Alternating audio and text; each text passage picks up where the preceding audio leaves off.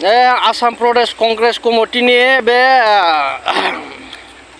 Secretary प्रेसिडेन्टमोन बिटिसिनि गर्जन मोसाहारि सारा जिखुनु जाया बिथाङाथ' आसाम प्रदेश कंग्रेस कमिटिनिफ्राय ओंखारबाय दा इउपिपिएलआव थांहां जादोंनो खम जावबाय बियो इउपिपिएलखौ आरो हाग्रामाजों थांबाबोथ' हाग्रामाखौ खम जावबाय बेथ' बुजाखागोनलै गाज्रि जामोनदै जिखुनु जाया मोजां मोनदोंबाबो गाज्रि मोनदोंबाबो आंनि इउटुब चेनेलखौ साबस्क्राइब खालाम एकदम चाकाचाक एकदम बारे एकदम साबस्क्राइब खालाम शेयार खालामना हो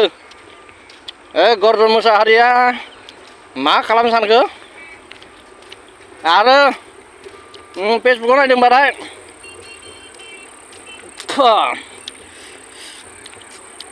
फेसबुकाव नायदोंबाथाय बे फल' खालामनायखौ दाबावलै नोंसोरखौ एकदम बार थिनबाय थानांगौ नामा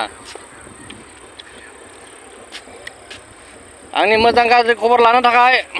बबे जायगायाव दङ कमेन्ट खालामनानै फोरमायगोर बिनि उनाव आं रिप्लाय होगोन भिडिअनि गेजेरजों गोजोन्थों।